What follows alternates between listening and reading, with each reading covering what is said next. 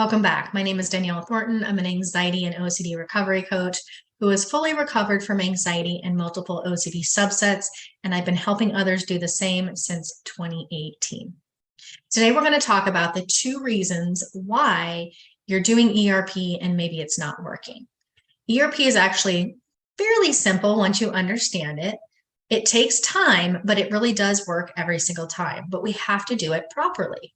And that is why I always suggest working with an OCD specialist like myself or someone else who specializes in ERP, or a program that's made to support you, like the Path, so that you can learn it effectively and you have the follow-up support.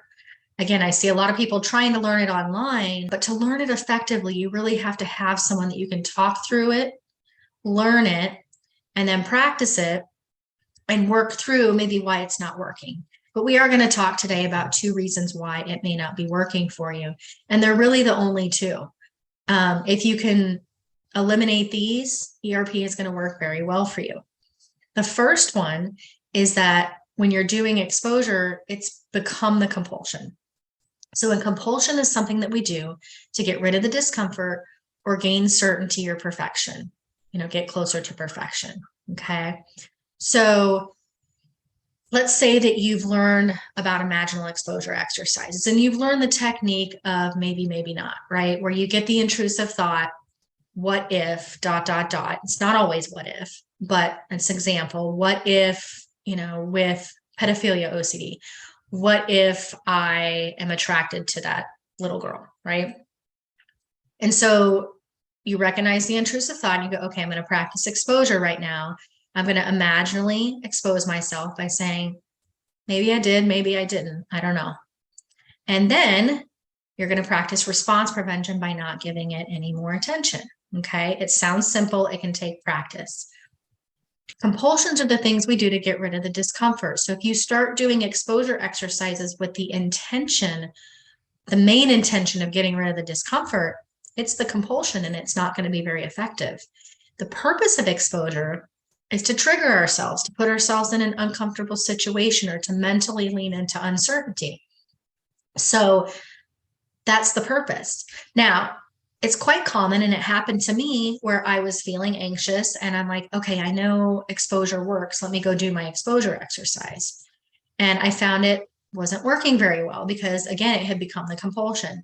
So if this happens to you, just don't do it in that moment, right? Which is probably uncomfortable because this is an exposure of that particular situation, but do it later when you're more willing to actually go lean into the uncertainty of it. Okay. If you can shift your perspective to, nope, I'm not trying to get rid of the discomfort here. I'm going to lean into the uncertainty right now, then great. If you can do that, that will be helpful too. Then you're back to doing it to expose versus to as a compulsion to get rid of anything. Okay. But while you're doing an imaginal exposure, you're not trying to get the discomfort down. You're not hyper focused on the discomfort. You are just doing the exposure and you will feel the discomfort leave your body if you're doing it properly. Okay. It may be quickly, it may be slowly, but it will happen if you're doing it properly every single time. So reason number 1, it's not working is because you're doing it as the compulsion to get rid of the discomfort. Number 2 is that you're doing compulsions during or after, which is actually kind of similar. So let's say you're doing an imaginal exposure exercise. You're sitting there leaning into the uncertainty that, yes, maybe this thought is true. Yep, maybe this is going to happen. Okay. Again, exposures to lean into the uncertainty. So if you're doing this, but you catch yourself ruminating during it, which is super common for your brain to want to ruminate because OCD doesn't want to let go, then you just don't engage with those thoughts. Don't engage with the rumination. Stick with the exposure. Continue to lean into the uncertainty and don't engage with those thoughts. Or if you do engage with a thought, be aware of it. Bring yourself back to the exposure. If you're doing an in vivo exposure, if you're putting yourself in an uncomfortable situation physically, maybe you have, harm OCD and you're putting the knives on the counter, or you have contamination OCD and you're eating something you normally wouldn't eat, then It's important not to do any of those other compulsions or safety behaviors while you're doing the exposure or even after. Now, you can work your way up. It doesn't mean that you have to be perfect, but the more compulsions you're doing during, the longer it's going to take that exposure to be effective. And the less compulsions you do, the better. So, we have to reduce compulsions down to 0 to be in that recovery stage. But the lower they get, the better you're going to feel and the closer you're going to be.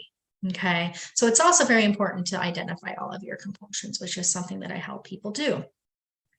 So these are the 2 reasons why your exposure may be less effective or ineffective.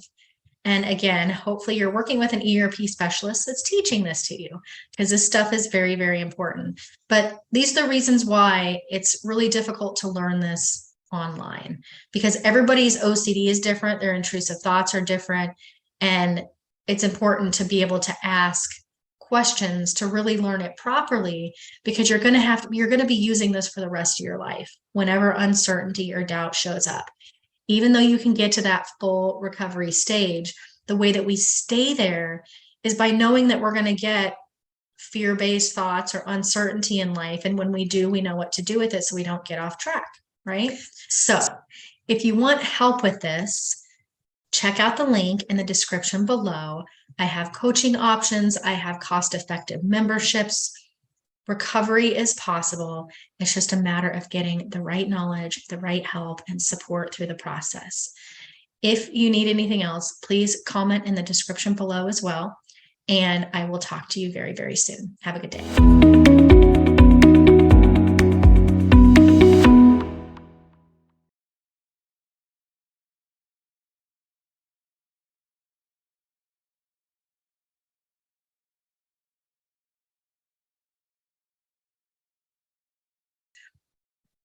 If you start imagining it, picturing it, analyzing, seeking reassurance from somebody, any of the compulsions, then the minute of exposure you did is great, but you went right back to compulsions. So it's not going to be very effective. When you're doing imaginal exposure exercises, rumination is one of the big compulsions that can start to happen. You have to stop that compulsion.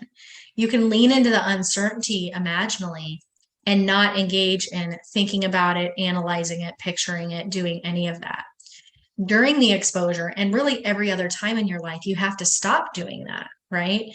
And you may have to stop that over and over and over and over again. But the more you practice it, the slower it gets, the lower it gets, and eventually you're not doing it anymore. So doing compulsions during or after it doesn't mean that the exposure itself wasn't effective. You just went right back into the OCD cycle. So exposure has to go with response prevention. You have to do the exposure and then stop responding by doing compulsions. They both have to go together, okay? Otherwise, it's not going to be very effective.